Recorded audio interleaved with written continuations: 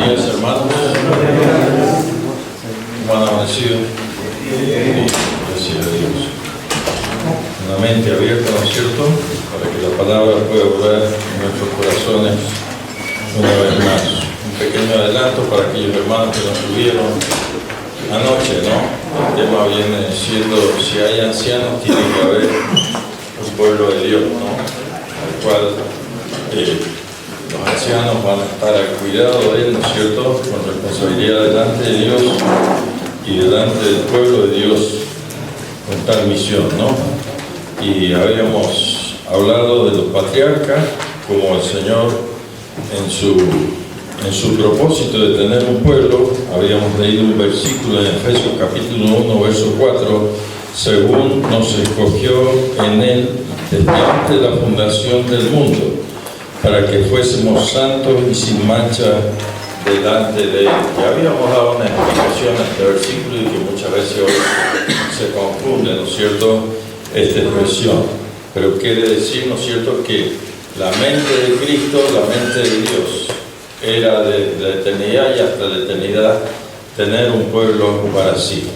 Y a su vez, ¿no es cierto?, aquellos hermanos que estamos hoy reunidos acá como responsables, los ancianos.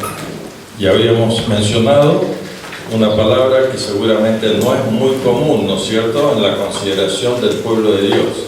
¿Ah? ¿Se acuerdan cuál palabra era? Icabod. Es el que vamos a tratar hoy. El de anoche era Siló. ¿Ah? Y como Siló, ¿no es cierto?, dice que es el lugar geográfico, digamos. Dios escogió un lugar, tiene los límites, hermano, y todo donde fue este lugar, donde fue levantado el templo, ¿no?, o el tabernáculo, perdón. Y dice que Dios pondría su nombre allí.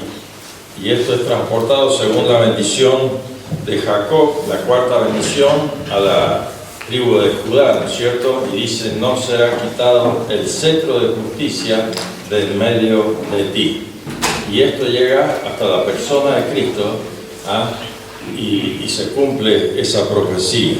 Cuando nosotros nos reunimos, como decimos, nos reunimos solo al nombre del Señor Jesús, ¿ah?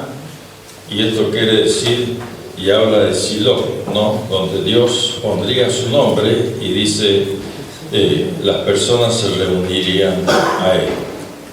Y seguimos, ¿no es cierto?, en esta mañana vamos a leer en 1 Samuel capítulo 4. Habría mucho para considerar de antemano allí, ¿no?, en estos capítulos que hemos dejado atrás: la oración de Ana, el caso de Elí en el tabernáculo, ¿no es cierto?, y todo lo que va aconteciendo allí. Pero llegamos al capítulo 4 y hay algo que nos va a interesar en esta mañana, ¿no? Este pueblo, ¿no es cierto?, que viene trayendo una trayectoria, este pueblo que Dios quiere estar en medio de ellos, ha perdido una gran cosa, ¿ah? Y esa es la gloria de Jehová, ha sido perdida, ha sido traspasada. Así que, si quieren, como ayer, ¿no es cierto?, colaborar con la lectura, yo leo el primer versículo y luego leen todos ustedes hasta el final. Dice 1 Samuel capítulo 4, así: y Samuel habló a todo Israel. Por aquel tiempo salió Israel a encontrarse en batalla a los filisteos, y acampó junto a Ebenezer, y los filisteos acamparon en Afec. Y los filisteos presentaron la batalla a Israel, y trabándose el combate, Israel fue vencido delante de los filisteos, los cuales hirieron en la batalla en el campo como a 4,000 hombres.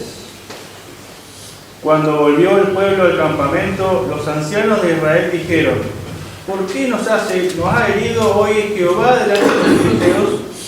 Traigamos a nosotros de Siló el arca del pacto de Jehová, para que viniendo entre nosotros nos salve de la mano de nuestros enemigos. Y envió el pueblo a Siló, y trajeron de allá el arca del pacto de Jehová de los ejércitos, que moraba entre los querubines. Y los dos hijos de Elí, Ofni y Fines, estaban allí con el arca del pacto de Dios. Aconteció que cuando el arca del pacto de Jehová llegó al campamento, todo Israel gritó con tal gran júbilo que la tierra tembló.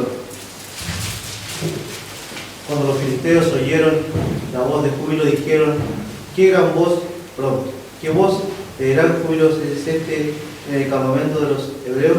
Y pusieron el arca de Jehová, había sido traída al campamento. Y los filisteos tuvieron miedo, porque decían: ha venido Dios al campamento. Y dijeron: ay de nosotros, pues antes y ahora no fue así. Ay de nosotros, ¿quién nos librará de la mano de estos dioses poderosos? Estos son los dioses que hirieron Egipto con toda plaga en el desierto. Esforzaos, oh filisteos, y sed hombres, para que no sirváis a los hebreos, como ellos han servido a vosotros. Sed hombres y pelead. Pelearon los filisteos, y Israel fue vencido, y hundieron cada cual a sus tiendas, y fue hecha muy grande mortandad, pues cayeron de Israel 30.000 hombres de a pie. Y el arca de Dios fue tomado y muertos los del hijo de Elí, y Fines. Y corriendo de la batalla un hombre de Benjamín llegó el mismo día a Silo, rotos sus vestidos y tierra sobre su cabeza. Y cuando llegó, he aquí que Elí estaba sentado en una silla vigilando junto al camino, porque su corazón estaba temblando por causa del arca de Dios. Llegado pues aquel hombre a la ciudad y dadas las nuevas, toda la ciudad gritó. Cuando Elí oyó el estruendo de la gritería, dijo: ¿qué estruendo alboroto es este? Y aquel hombre vino a prisa y pidió las nuevas a Elí. Era ya Elí de edad de 98 años, y sus ojos se habían oscurecido, de modo que no podía ver. Dijo pues aquel hombre a Elí: yo vengo de la batalla, he escapado hoy del combate. Y Elí dijo: ¿qué ha acontecido, hijo mío? Y el mensajero respondió diciendo: Israel huyó delante de los filisteos, y también fue hecha gran mortandad en el pueblo, y también tus dos hijos, Ofni y Fines, fueron muertos, y el arca de Dios ha sido tomada. Y aconteció que cuando él hizo mención del arca de Dios, Elí cayó hacia atrás de la silla, al lado de la puerta, y se desnucó y murió, porque era hombre viejo y pesado, y había juzgado a Israel 40 años. Y su nuera, la mujer de Fines, que estaba encinta, cercana al alumbramiento, oyendo el rumor de que el arca de Dios había sido tomada, y muerto su suegro y su marido, se inclinó y dio a luz, porque le sobrevinieron sus dolores de repente. Y al tiempo que moría, le decían los que estaban junto a ella: no temas temor, porque has dado a luz un hijo. Mas ella no respondió, ni se dio por entendida. Y llamó al niño Icabod, diciendo: traspasada es la gloria de Israel, por haber sido tomada el arca de Dios y por la muerte de su suegro y de su marido. Dijo pues: traspasada es la gloria de Israel, porque ha sido tomada el arca de Dios. Y llamó al niño Icabod, diciendo: traspasada es la gloria de Israel, por haber sido tomada el arca de Dios y por la muerte de su suegro y de su marido. Dijo pues: traspasada es la gloria de Israel, porque ha sido tomada el arca de Dios. El arca era una caja, ¿no es cierto?, que contenía tres cosas, ¿no? El maná, las tablas de la ley y la vara de Aarón. Y esto representaba la misma presencia de Dios. allí regía el poder de Dios, ¿no es cierto?, para el pueblo de Israel. Y yo noto acá una cosa, hermanos, el pecado, ¿no es cierto?, nunca puede quedar oculto. Dice que los hijos de Elí eran sacerdotes, y me llama la atención, dice que no conocían a Jehová. Y es lógico, ¿no? Estos hombres cómo actuaban, prole de padres pecadores. Elí, un hombre flojo, ¿no es cierto?, en el ministerio, y dice que escuchando la mala fama de sus hijos, no les reprendía, ¿no es cierto?, con firmeza. Hermanos, los hijos deben ser reprendidos, ¿no es cierto? No estoy hablando de maltrato, no estoy hablando de otras cosas, ¿no es cierto?, que pueden herirle.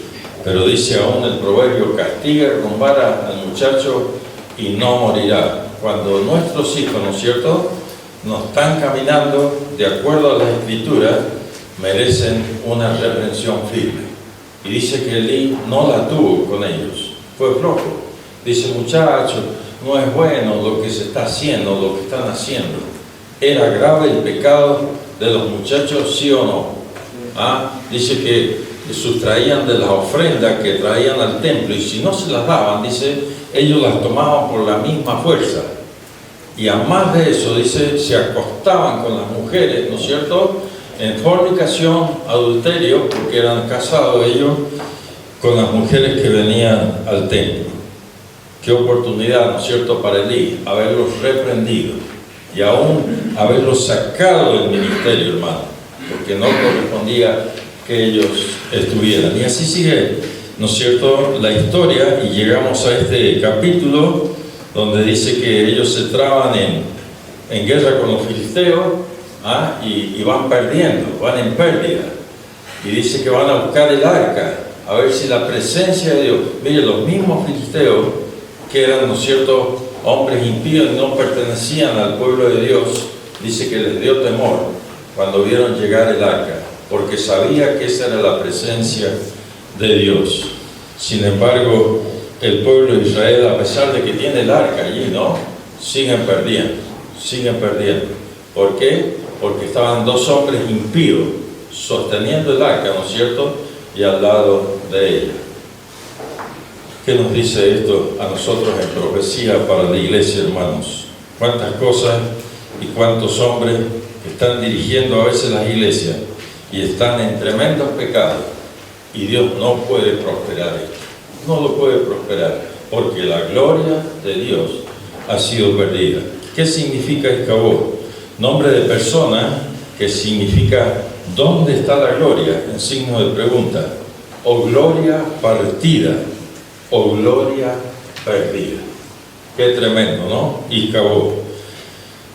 Cuando en el pueblo de Dios se pierde su gloria, ha desaparecido, ¿sabe qué? Su poder, su presencia ya no obra.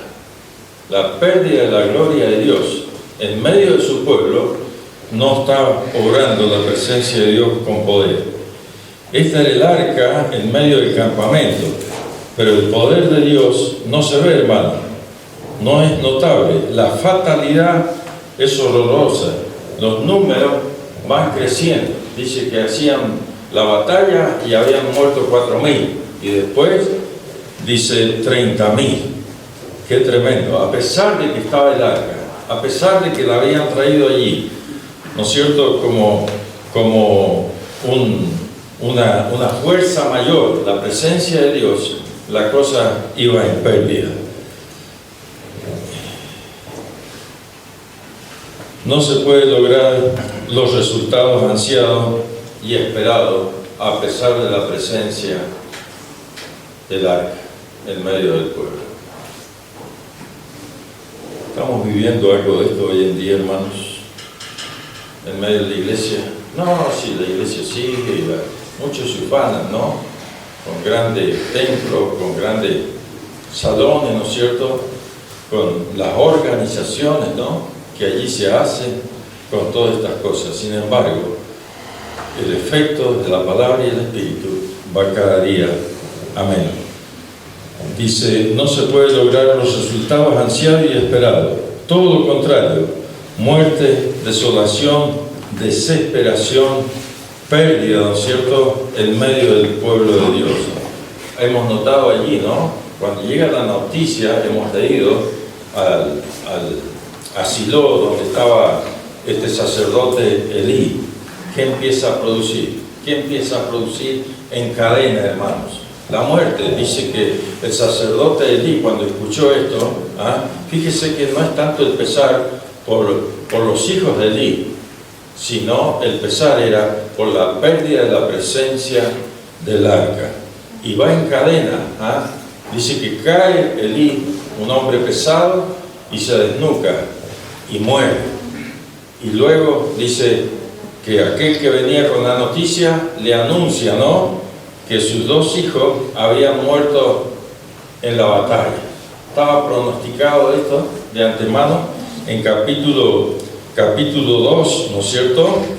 Versículo, ya se lo digo, versículo 34. Dijo que Dios exterminaría a estos dos muchachos perversos y malvados, ¿no es cierto?, en un solo día. Muere el padre, mueren los hijos, ¿y quién más muere? La nuera de Elí, la esposa de Fines. Dice que estaba embarazada, y cuando llega aquella noticia, ¿no?, ella da a luz.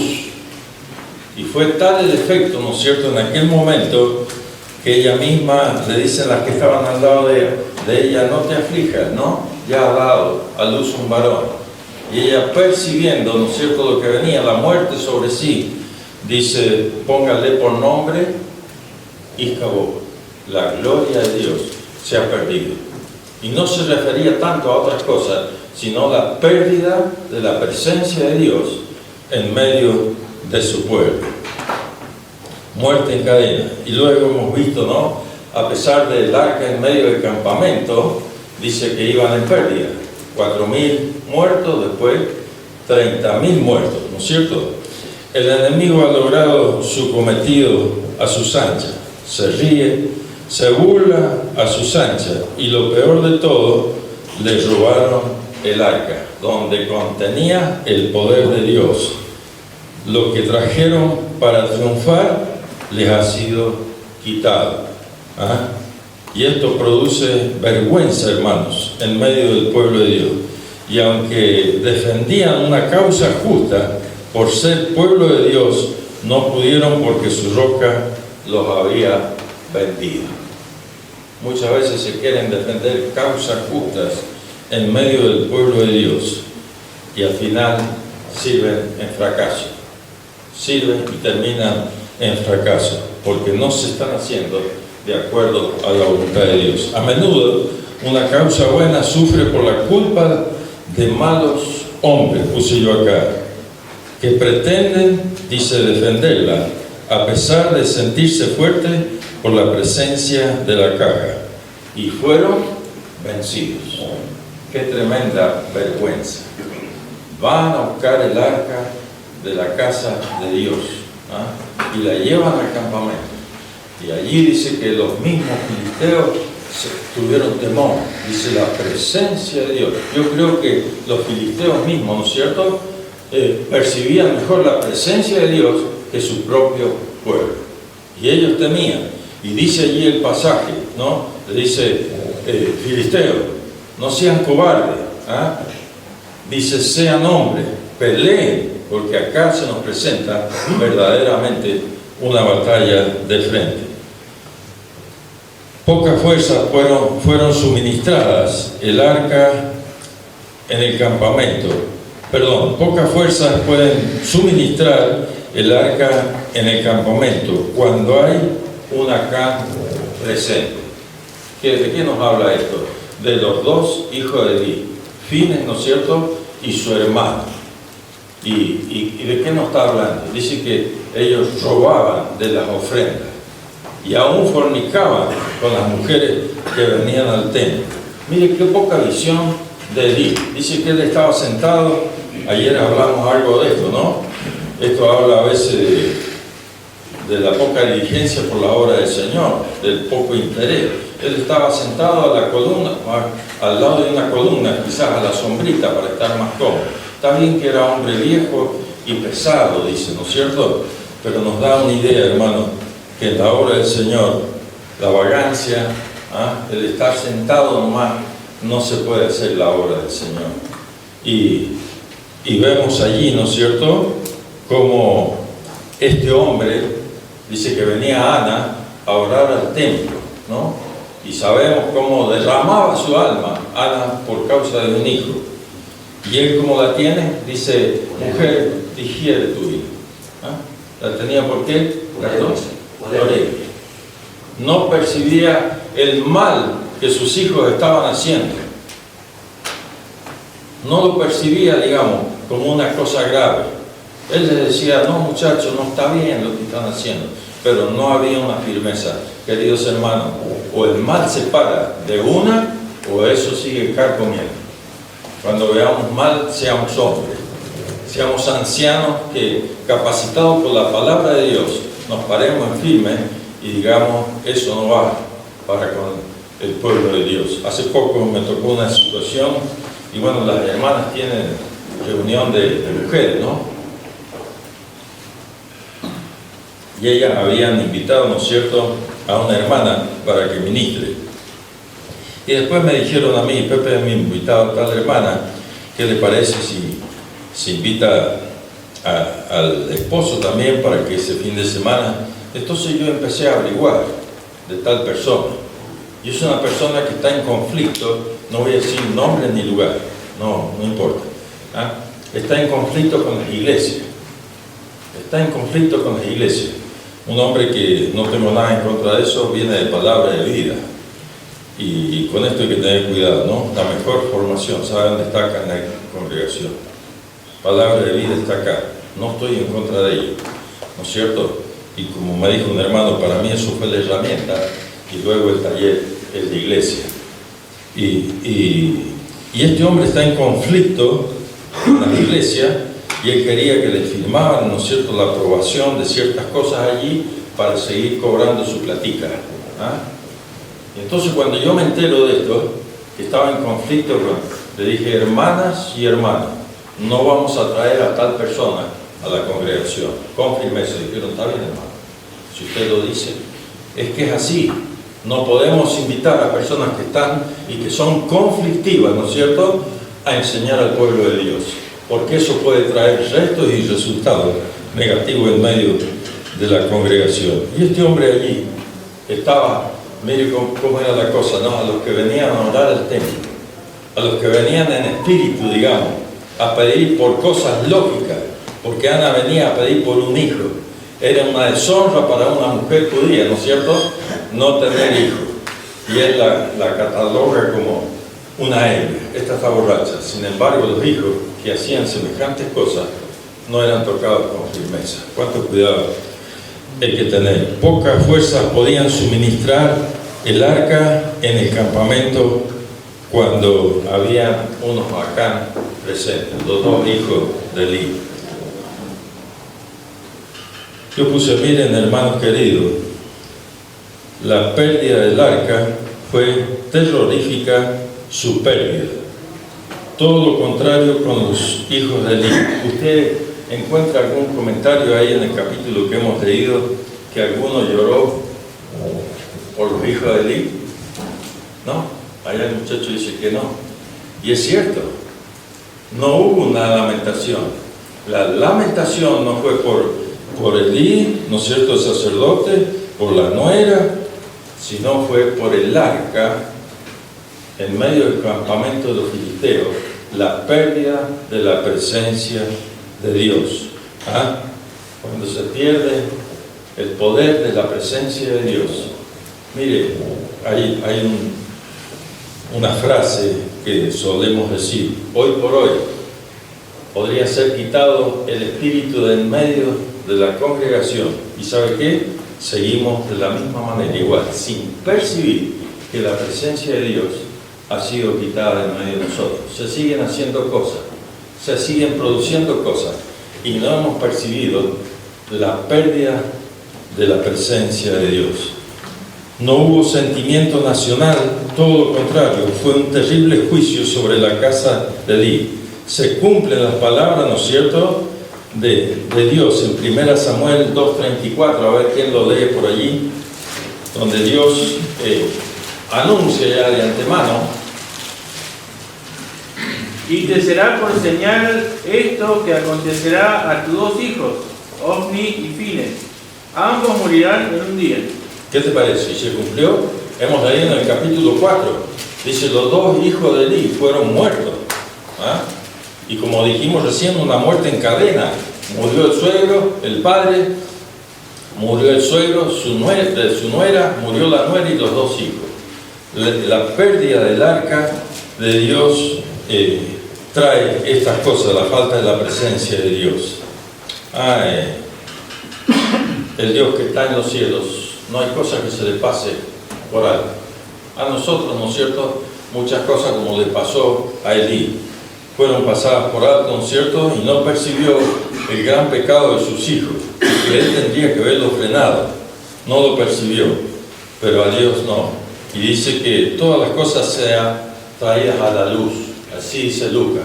Unas salen enseguida y otras tardan un tiempo, pero tanto una como las otras no pueden quedar en oculto, porque Dios es luz, hermano, y ha de sacar todas las cosas a la luz. También fue un gran juicio de Dios para Israel, ¿no? El ardor de su ira y una señal clara de su insensatez de confiar en los privilegios internos. A veces nos basamos, ¿no es cierto?, y confiamos en todos los privilegios que tenemos en el Señor. Y a veces hay abuso en esto. Hay abuso, hermano. Cuando habían perdido el derecho, ¿no es cierto?, a ellos por la perversidad de estos muchachos, Dios no podía orar en favor del pueblo, estando estos dos hombres, ¿no es cierto?, al lado del arca y sosteniéndola. Y ellos fueron los que fueron y la trajeron al campamento. Qué lindo sería seguir, ¿no?, lo que sigue de esto. ¿Se acuerdan? Los filisteos roban el arca y se la llevan allá. Y Dios no puede quedarse así, ¿no es cierto?, sino que se manifiesta en medio de los filisteos. Y ustedes se acuerdan cómo dice que ellos empiezan a tener tumores y enfermedades. Y se dan cuenta los filisteos. A veces los inconversos, ¿no?, pareciera percibir más las cosas de Dios que el mismo pueblo de Dios. ¡Qué vergüenza! Y dice que ellos dijeron, esto es cosa de Dios, como dice una de las plagas en Egipto, ¿no?, para el pueblo de Israel. Esto es dedo de Dios. Y se dieron cuenta, ¿sabe quién? Los egipcios, no el pueblo de Dios. Y decían devolver el arca. No estoy anexando una cosa. ¿Se acuerdan cómo la devolvieron los filisteos? ¿Ah? Por empezar, dice, vamos a hacer una recompensa. Y pusieron ratones de oro y aquellas cosas de oro junto al arca, en otra caja.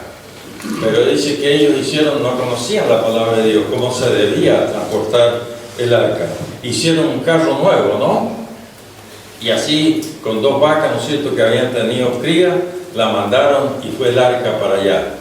Y luego dice que cuando David quiere llevar el arca a Jerusalén, porque allí Silo es transportado de ese lugar a Jerusalén. Y David quiere volver el arca, ¿no?, en su buen deseo de honrar a Dios. ¿Y qué hace David? ¿De quién se copia? De lo que había sido dictado para el tabernáculo y cómo debía ser transportada el arca, o de los filisteos. Se copió de los filisteos, ¿se acuerdan? Hizo también un carro así, y lo pone llevándolo para allá. ¿Y qué pasó en el camino? Dice que los bueyes tropezaron. Y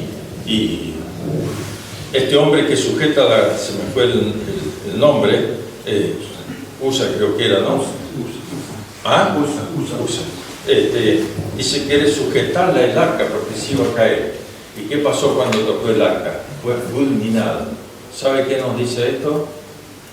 A Dios no se le ayuda a hacer la obra. Él tiene lo necesario. Él tiene los almacenes secretos, hermano. Y le sobran cosas para hacer la obra. Y es que el arca no se debía transportar de esa manera. Esto nos habla de carros nuevos, ¿no es cierto? Y lo que está sucediendo muchas veces en la iglesia, carros nuevos se quieren traer. iglesia está buscando muchas cosas nuevas hoy en día, cuando está dejando la palabra de lado. Dije yo anoche, ¿no? Muchos escenarios son llenados con un show, una música, ¿no es cierto?, típicamente mundana y otras cosas.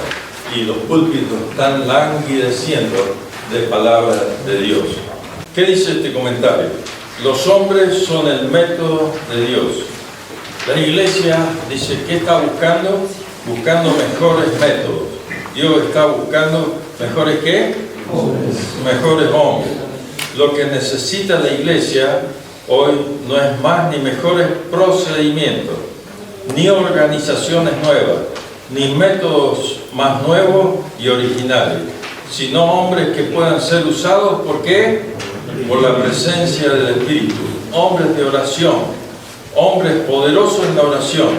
El Espíritu, atente a esto, el Espíritu, dice, no desciende sobre los procedimientos, sino sobre los hombres de oración. Y trae a colación, ¿no es cierto?, una cosa. La preparación de los 12 fue la obra grande, dificultosa y duradera de Cristo. No son los grandes talentos, ni las ilustraciones, ni grandes predicadores lo que necesita Dios, sino hombres grandes en santidad, grandes en la fe, grandes en el amor, grandes en fidelidad, grandes para Dios. Hombres que están siempre predicando por medio de sermones santos en el púlpito y por vida santa fuera de él. Estos son los que habrán de formar una generación para Dios. ¿Qué le parece? ¿Y cuánto nos estamos preocupando? ¿Cuánto queremos anexar a la iglesia, no? Que las luces, que la música, que una cosa, que la otra. Y sin embargo, Dios lo que está buscando son mejores hombres para Él. Hombres de santidad, hombres, ¿no es cierto?, de oración, hombres llenos del Espíritu Santo. Qué equivocado estamos a veces en el avance para la iglesia. Qué erróneo ha sido, ¿no es cierto?, esta preparación. Hay un dicho que dice, no hay grandes hombres de Dios, sino un Dios grande para los hombres.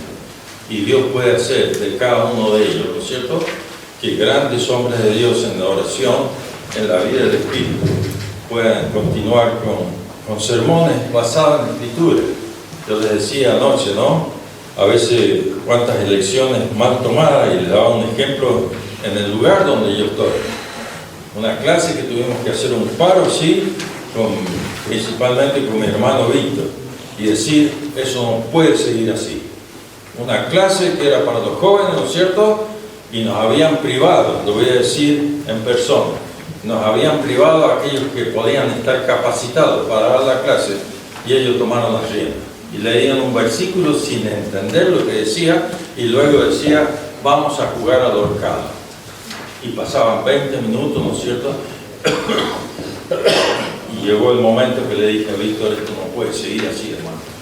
La iglesia no se alimenta de cosas vanas, de cosas que son prácticas del mundo. A ver, les pregunto a ustedes, ¿hay alguno que juega al naipe, al truco acá? ¿Sí, valiente? ¿Quién? ¿Usted sabe lo que es el naipe? ¿En qué se basa el naipe? ¿En qué se basa el truco? Primera cosa, ¿en qué? En la... ¿Cómo voy a estar practicando una cosa que se basa en la mentira? Usted busca en YouTube, hermano, por el amor de mis hermanos acá en esta mañana. Y yo estoy luchando allá también para sacar esto en medio. Usted busca en YouTube qué es el naipe. Todas las figuras del naipe son totalmente diabólicas. Y cómo un creyente puede estar entreteniéndose con esto. ¿Qué le sobra tiempo a usted para estar jugando al naipe? A mí me dice así, pasamos un rato y nos divertimos. Agarre la Biblia, hermano. Agarre otra cosa. Pero no utilicemos cosas que están basadas en el ocultismo, en el satanismo, para sostener nuestra vida. No es lógico. No es lógico. Perdonen, ¿no? no quiero ofender a nadie. Si quiere seguir jugando al truco, siga, ¿no? Pero no es positivo. Bueno, a ver, ¿por dónde iba? También fue un gran juicio de Dios para Israel y del ardor de su ira, una señal clara de su insensatez, ¿no es cierto?, de confiar en los privilegios internos, cuando habían perdido el derecho a ellos por su perversidad. Estos jóvenes, ¿no es cierto?, no tenían ningún derecho de llevar esa arca y de manejarla, ¿no es cierto?, a gusto propio, cuando habían perdido el derecho a ellos por su perversidad, y ellos seguían creyendo o imaginando que el arca podía salvarlo, pero no tenían en cuenta que el Dios del arca se había apartado de ellos. ¿Recuerda algún hombre? Es fácil, ¿no? ¿Recuerda algún hombre en las Escrituras que él creía que iba a salir adelante, como la demás veces ya se lo dije, ¿no? Cuando Dios se había apartado de él. ¿Quién? Sansón. Y dice, esta vez me levantaré y saldré con... Dice la mujer que estaba con él y él dormía en sus rodillas. Las mujeres, cuidado muchachos, ellas nos persiguen, ni nos alcanzan, ni nos agarran con las uñas, dice, ¿no? Y ahí nos tienen. Bueno, gracias a Dios por la mujer, ¿no es cierto?, que nos ha dado y que honren al Señor. Pero este hombre, ¿no es cierto?, durmiendo en las rodillas de aquella mujer y le confesó dónde estaba su poder, porque ella logró, ¿no es cierto?, con sus llantitos y con su estrategia, ¿no es cierto?, sacarle a dónde estaba el poder de Sansón. Cuando él se lo declara, entonces ella, perversa, ¿no? Esa no es una mujer sincera. Dice, cuando logra sacarle a dónde estaba el poder, le corta el pelo, y cuando él estaba durmiendo, dice, Sansón, los filisteos sobre ti. ¿Y qué dijo él cuando se levantó? Esta vez, ¿cómo? Saldré como las otras. No sabiendo que el poder de Dios se había apartado de él. Qué feo, ¿no? Qué feo seguir haciendo cosas. Qué feo que si el Espíritu fuera retirado, ¿no es cierto?, nosotros seguiríamos haciendo cosas sin percibir esa pérdida. Voy terminando, ¿no? No sé cómo andamos con el horario. Estamos bien. ¿Estamos bien? Sí. Bueno. ¿Qué pasa con nosotros, o sea, con la iglesia actual? ¿Será que Icabod se ha hecho presente, hermanos, que vamos perdiendo el poder y la gloria de Dios? No, hermano. Si nosotros nos unimos, mire qué iglesia que hay y todo. Pero verdaderamente, la Odisea, como vamos a tocar en el otro mensaje, ¿no es cierto?, va perdiendo el poder de Dios. Esa mezcla que tiene la Odisea, mitad mundo y mitad iglesia, ¿no es cierto?, hace que Dios la rechace y la vomite. Una iglesia sin gloria, ¿no es cierto?, o a lo menos en decadencia. ¿Será que ya la gloria de Jehová ya nos llena los ambientes cristianos? Salmo 89, del verso 40 al 45. A ver, un gaucho que se ande para la sala.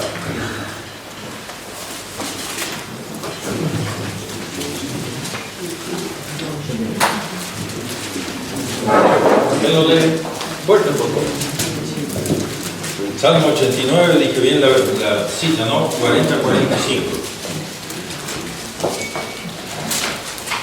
No todas la ven, no. Aportillaste todos sus vallados, has destruido su fortaleza. Los saquearon todos los que pasaban por el camino. Es oprobio a sus vecinos. Has exaltado a la diestra de sus enemigos. Has alegrado a todos sus adversarios. Embotaste a sí mismo el filo de su espada y no lo levantaste en la batalla. Hiciste cesar su gloria y echaste su trono por tierra. Has acortado los días de su juventud. Le has cubierto de afrenta. Gracias, hermano. ¿Qué ha hecho el Señor? Ha roto y ha aportillado, ¿no es cierto?, los muros de defensa.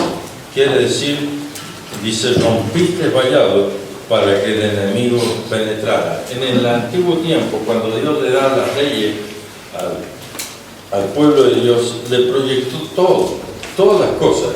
Y dice, harás un petril alrededor de tu casa.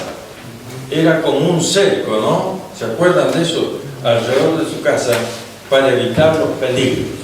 Y ahora viene a decir el Señor, dice, yo he roto eso por vuestra desobediencia, ¿no es cierto? Para que el enemigo penetre. Mire, Dios tenía todo proyectado para la bendición del pueblo de Dios. Cuando usted lee, ¿no es cierto?, las leyes sanitarias, todas las cosas, allí Dios le proyecta una cosa. Dice, llevarás en el bolsón, ¿no?, cuando salgan de viaje, un palo, una estaca. ¿Lo han leído? ¿Lo han leído alguno?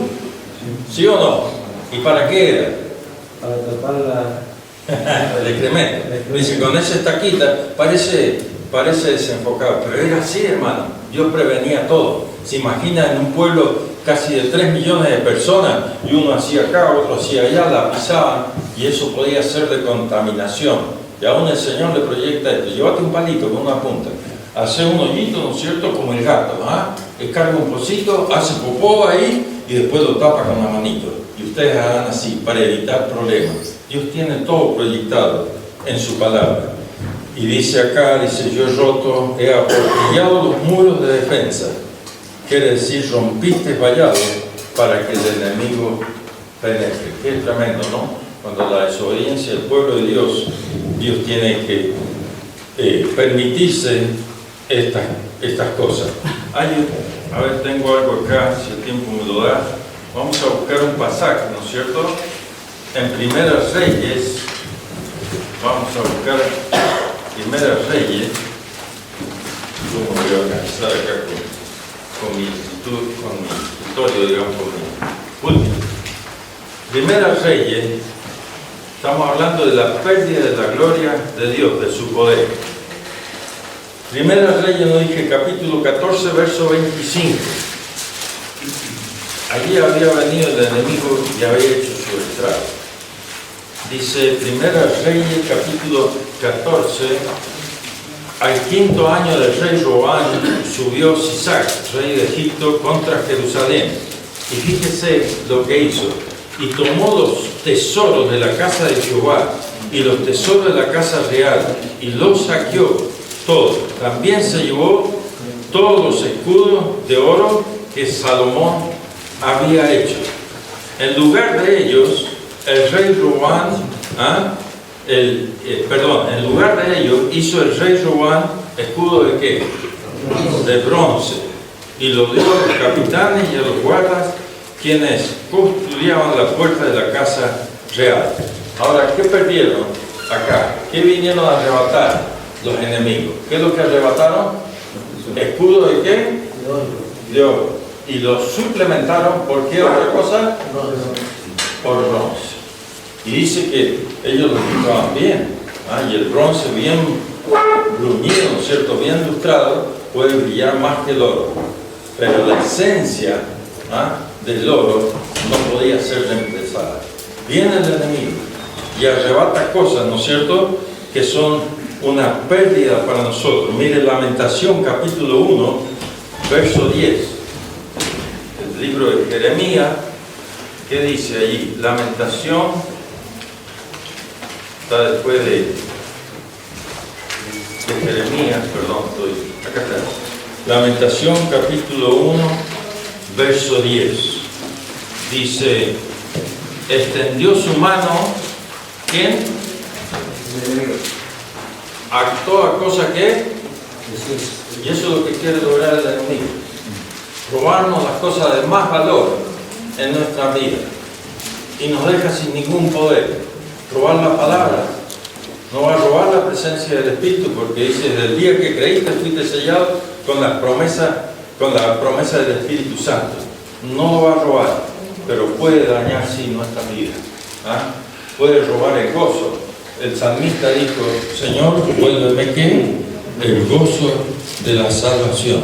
El enemigo es muy astuto. San Juan, capítulo 10, el enemigo no ha venido sino para acá. ¿Para qué?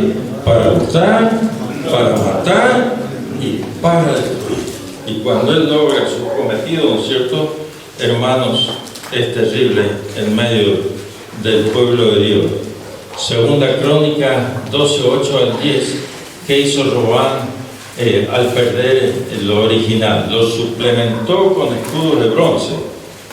Esto es llamado las apariencias que a veces se usan en la iglesia. Las apariencias. ¿Cuántas apariencias? Usted va a ver. Decía un hermano, vio aquel saquito azul, dice, se presentaba así y parecía un gran señor, un día de conferencia y todo, dice, parece, y le dice otro hermano, no se engañe, esto es hipocresía. ¿Ha visto esto usted? Hay hermanos que no aparecen nunca en la reunión, que no hacen nada por la congregación, pero viene una visita, ahí están ellos, todo visita, presente, ¿no es cierto? Y que están teniendo temor de Dios o del hombre. Honran a Dios, honran al hombre. Y ahí están presentes. Hipocresía, no, hermanos. Cuando el Señor habla de iglesia primitiva, ¿no es cierto?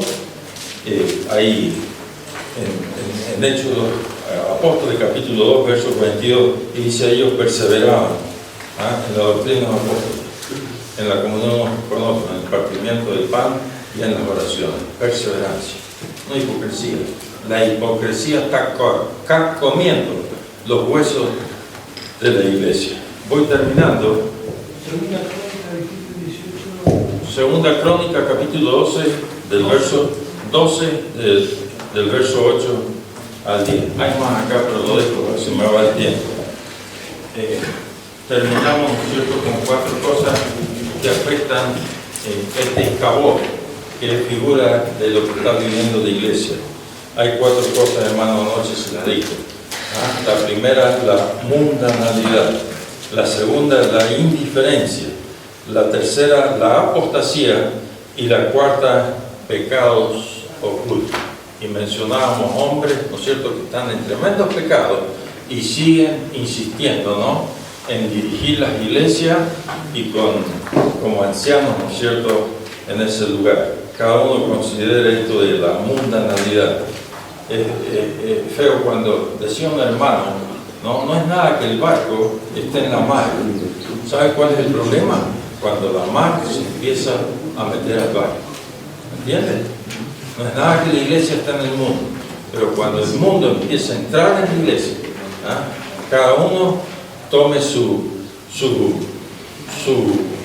propia conclusión de eso. ¿Qué estoy haciendo, Señor? ¿En qué me estoy pareciendo al mundo? ¿En las modas? ¿En las costumbres? ¿En las prácticas? No, si Dios nos ha bendecido y nos ha dado algo mejor, la indiferencia. Hoy todos, cuando hay un problema, miran para otro lado. A mí me han dicho, no, hermano, no me meta a mí porque yo no quiero tener problemas. Indiferente, no se quieren comprometer con la obra del Señor. Cuando erradicar el pecado en medio del pueblo de Dios es una bendición, porque Dios bendice, ¿no es cierto?, y trae avance. Dice el proverbio, oculta el pecado, dice que no prosperará, más el que lo confiesa y se aparta, alcanzará misericordia. Apostasía. Usted diga, ¿qué es la apostasía? Apartamiento de la verdad. ¿Cuánta verdad va quedando fuera de los púlpitos? ¿Cuán poca se utiliza la palabra de Dios? Y se hace todo un show, ¿no es cierto?, que entretiene, como yo dije anoche. Ya no quedan pastores que alimenten ovejas, sino payasos que entretienen cabras.